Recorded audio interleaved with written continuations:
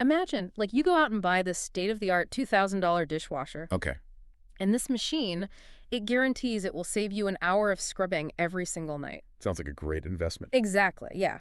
But instead of taking that saved hour to, watch TV or read a book or just finally relax on the couch, Right. you use that exact same hour to painstakingly hand dry the silverware. Oh, wow. Yeah. You polish the plates until they gleam and you reorganize your entire kitchen. Which is just doing more work. Exactly. On paper, that makes absolutely no sense. I mean, why buy the machine if you're just going to keep doing the labor? You're totally right, yeah. But if you look closely at the macroeconomic data right now, that is exactly what the modern knowledge worker is doing with generative AI. It really is. I mean, it's the defining paradox of this whole current technological revolution we're in. Yeah, because we're supposed to be saving time, right? Right. The historical promise of automation, going all the way back centuries, has always been this really simple trade-off. You introduce a better machine, and you reduce the human hours required to do the job. That's the dream. Exactly. But the data we are seeing today completely shatters that narrative. I mean, the stories are everywhere.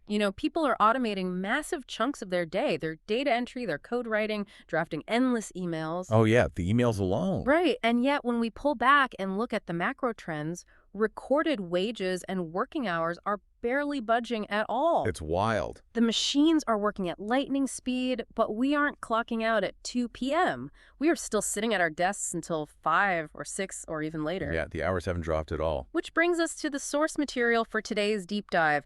We are looking at this brilliant, totally paradigm-shifting paper.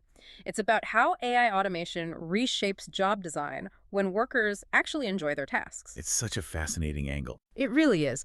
So our mission today is to explore the hidden ways AI is radically moving the boundary between your paid work and your voluntary effort. Right. We are going to look at what that shift actually means for your career trajectory and, honestly, your mental well-being. Because it really does impact your well-being. Okay, let's unpack this, because this research takes a sledgehammer to almost every conventional theory I had about how companies are utilizing automation. It really does. To solve the puzzle of why the 2 p.m. clock out never materialized, we have to examine a really simple 5-word phrase. Okay. It's incredibly common in knowledge work, but entirely ignored by traditional labor economics. Yeah. That phrase is, but I like doing this. But I like doing this. I mean, it sounds so harmless. Right? It Yes. does sound harmless, yeah. Harmless. But it fundamentally alters the math of employment. The research anchors this phenomenon in a concept called intrinsic task utility. Okay, intrinsic task utility. What does that mean in normal terms? Well, classical economics operates on a very rigid assumption, right? It assumes work is inherently a chore. It's a negative experience. Right, like digging a ditch. You do it for the paycheck. Exactly. Mhm. You, the worker, must be compensated with a wage to tolerate the disutility of doing it. Yeah. But intrinsic task utility argues the exact opposite. Okay. It measures the direct, non-wage value a worker gets from performing a specific activity. Basically, the joy of the craft itself. Oh, I see. Like a software developer who gets completely lost in that flow state of creative problem solving. Yes, exactly that. Or maybe a research analyst who gets a genuine dopamine hit from finding a hidden pattern in a massive data set. Right. That internal reward is a really powerful motivator. And the paper cites this massive data set looking at Danish registry data. Oh, yeah, the Danish study. Yeah, it linked the adoption of ChatGPT in the workplace to earnings and recorded hours. The workers surveyed self-reported huge time savings. So the AI was actually working. Oh, objectively, yeah. It was Yeah. making them much faster. But their officially recorded hours didn't drop at all. Wow. And their wages didn't fluctuate. They just took the time they saved, and they kept working. We actually get a look inside the mechanics of how they kept working with another study highlighted in the research. This one looked specifically at software developers using GitHub Copilot. Right, the coding assistants. Yeah. The data showed developers spent 15% less time on all the tedious administrative stuff.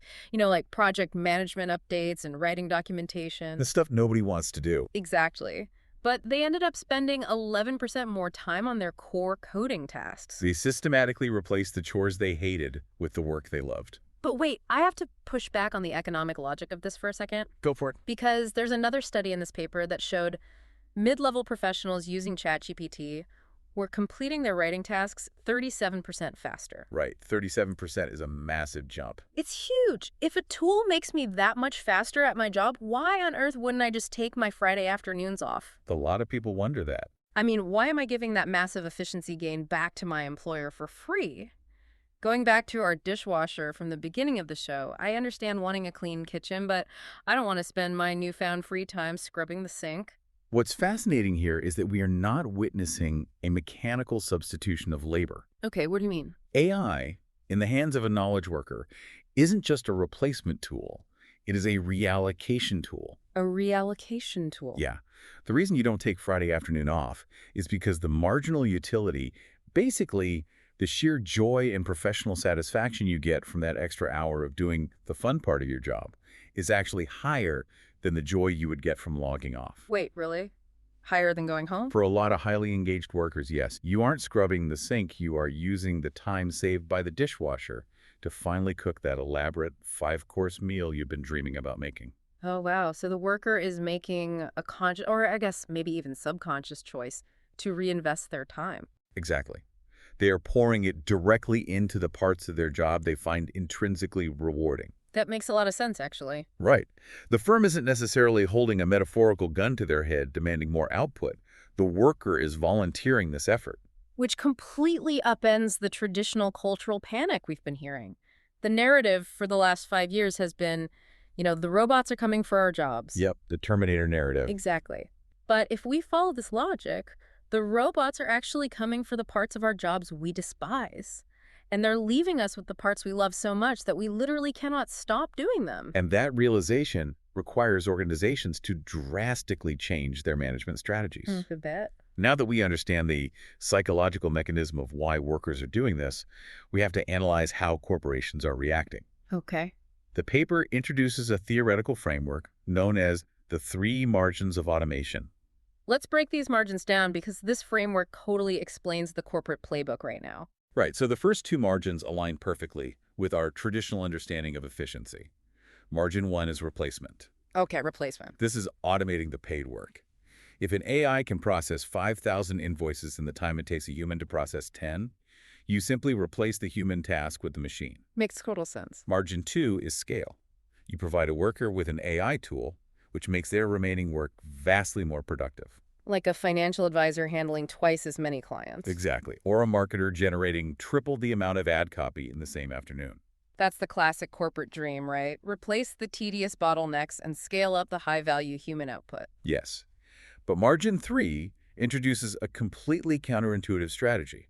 It is called the containment margin. The containment margin. Okay. Firms might actively choose to automate a task that you deeply enjoy, specifically to stop you from doing uncapped voluntary work on it. Okay, stop right there. Why would a company ever want to start me from working for free? It sounds crazy, right? It really does. If I am volunteering my own evenings to make their software code more elegant, or redesigning an internal slide deck to make it look like a piece of high art, isn't that just a massive windfall for the company?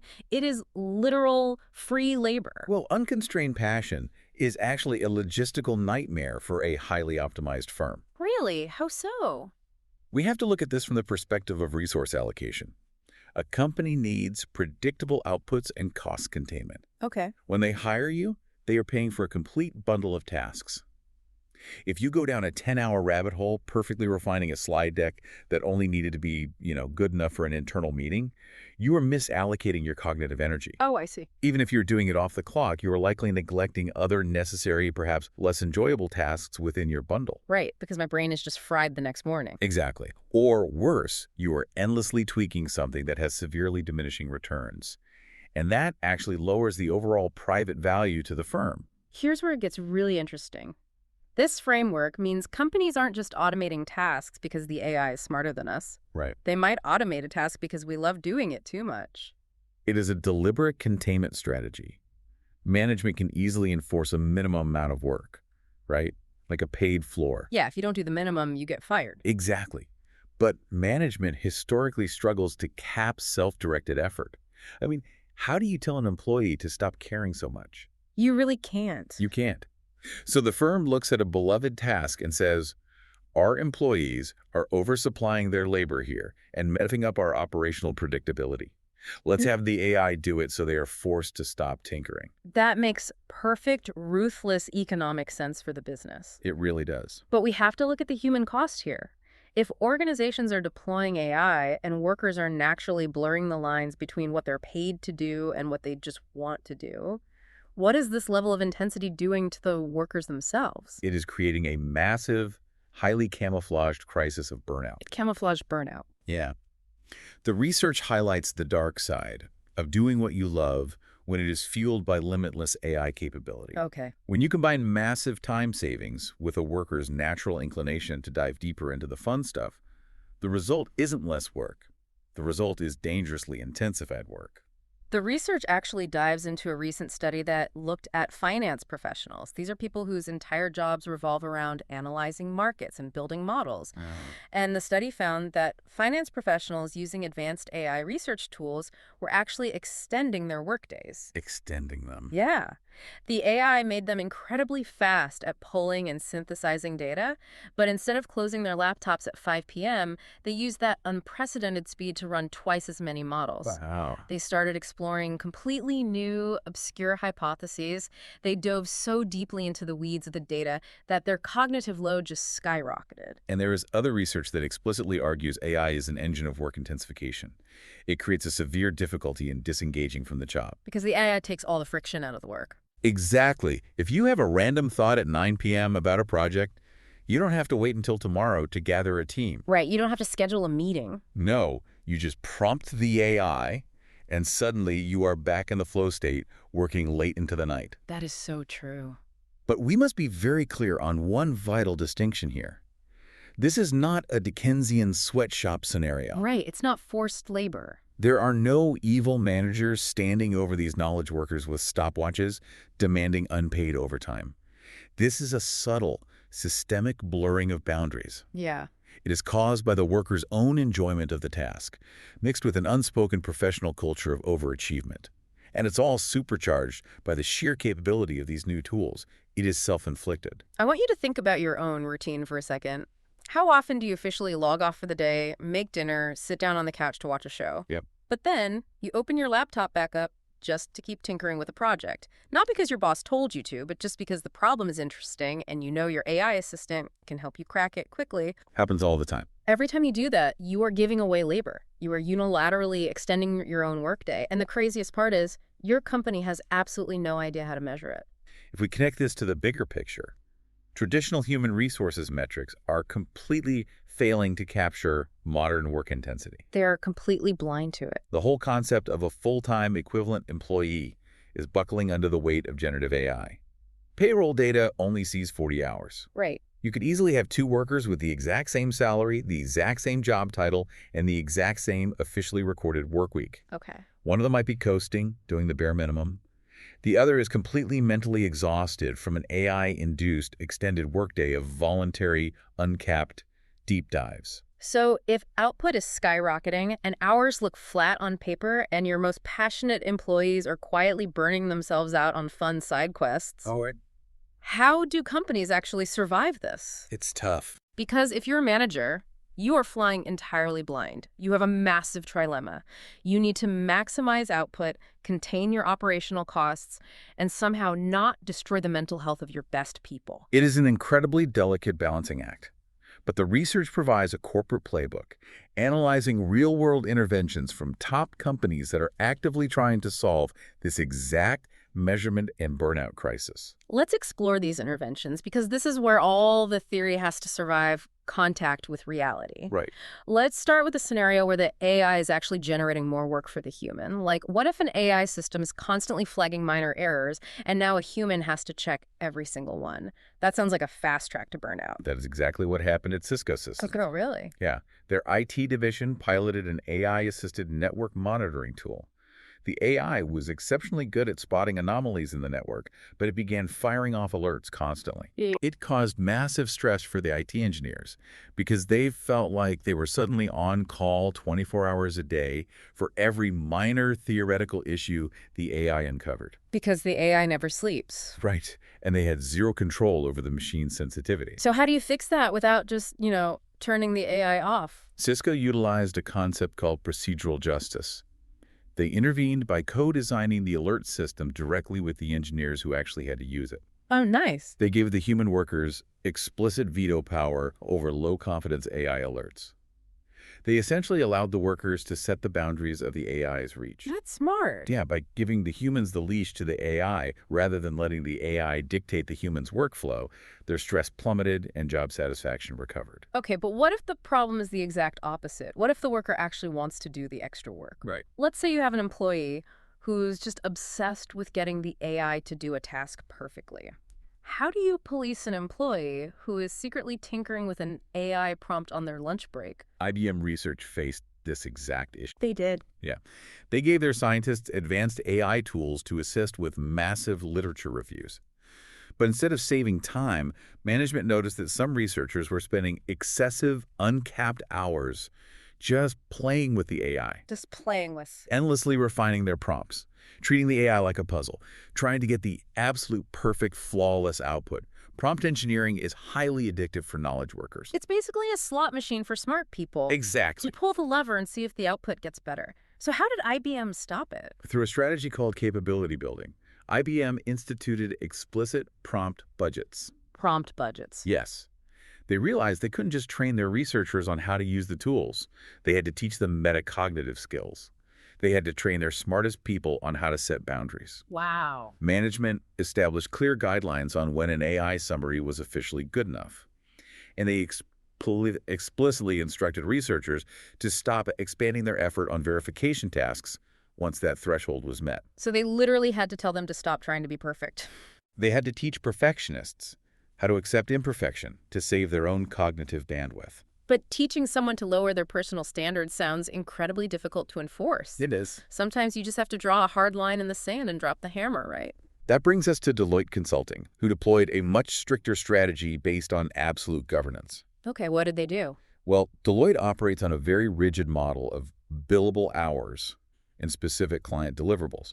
They recognize that their consultants, armed with AI, were doing these massive, unpaid deep dives into client data. Right. The consultants were doing it simply because the AI made it fast, easy, and intellectually stimulating to explore the data. But a consulting firm can't have people working for free on exploratory data analysis that the client never actually asked for. Or won't pay for. Yeah. Precisely. Why Deloitte piloted scope-controlled engagements? Scope controlled. They moved away from open-ended billing and instituted fixed fees for specific deliverables. But more importantly, they instituted explicit corporate bans on unpaid data deep dives. An outright ban. Yes. They used advanced time tracking to flag the exact moment a task exceeded the paid scope. Yeah. It was a hard, immovable boundary to stop uncapped voluntary expansion. That is the containment margin in real life. The psychological friction there must be wild. Oh, absolutely. Imagine being a passionate consultant, finding an interesting thread in the data, and management tells you, you are forbidden from making this better. Stop working. It goes against every instinct of a high achiever. It does, which is exactly why some companies avoid containment altogether and try to accommodate different worker psychologies. Like who? Spotify, for instance. They took a completely different approach using financial support and structural job design. Wait, are there companies that just say, fine, if you want to work an extra 20 hours a week because the AI makes coding fun, we will just pay you for it? That is essentially the Spotify model. Seriously? Yeah. Their engineering teams had wildly uneven reactions to AI code generation tools. Some engineers wanted strict work-life boundaries. Makes sense. Others loved the tools and voluntarily worked long hours to produce massive amounts of code. So Spotify's solution was to create two distinct, transparent compensation tracks. Oh, that is fascinating. They built a core hours track, which was a traditional salaried position with very strict protected boundaries. Okay. Then they built an outcomes-based track. This track offered equity upside and major bonuses for engineers who explicitly wanted to voluntarily work longer and produce more using the AI tools. So they eliminated the friction by letting the workers self-select. Exactly. If you want to use the AI to do a normal day's work and go home to your family, you are protected and respected. Yes. If you want to use the AI to become a 10x developer and work 60 hours a week because you genuinely love the grind, they will capture that value and actually pay you for it. Furthermore, it eliminates the cultural resentment between the two groups because the expectations and the compensation models are totally transparent. That is brilliant. Oh, wait, we almost missed one of the case studies. What about Accenture?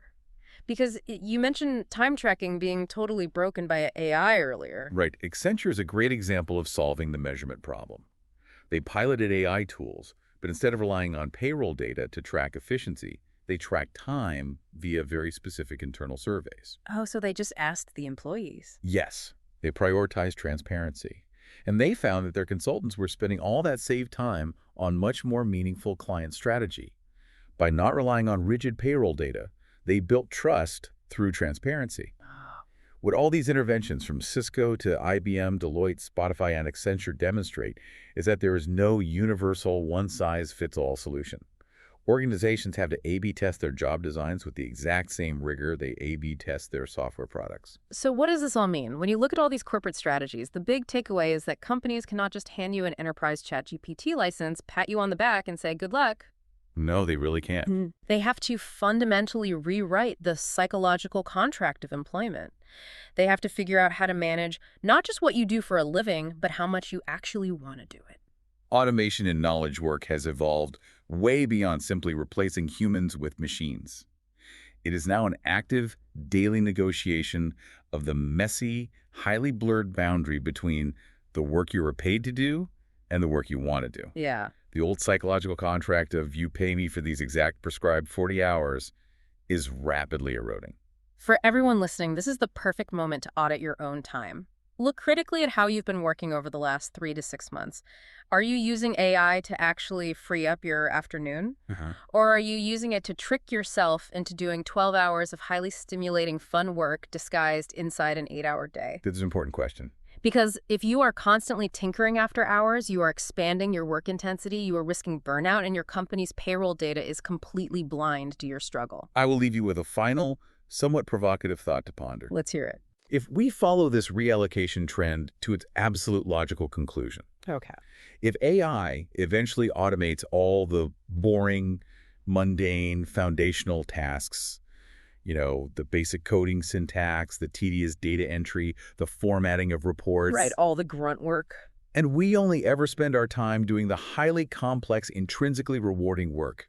What happens to the next generation of entry-level workers? Oh, that is a fascinating problem. Right. If a junior employee never has to grind through those boring foundational tasks, will they ever develop the deep structural expertise required to actually enjoy the complex tasks later in their career? Oh, wow. Or will we end up with an entire generation of workers who are completely lost without their AI co-pilot, unable to experience that intrinsic joy because they never learned the underlying mechanics of their own profession? That is heavy. We started today by asking where all our save time went, and it turns out we spent it cooking a 5-course meal in the kitchen while the dishwasher ran in the background. Thank you for joining us on this deep dive. Keep auditing your time, keep setting those boundaries, and as always, keep questioning the world around you. We'll catch you next time.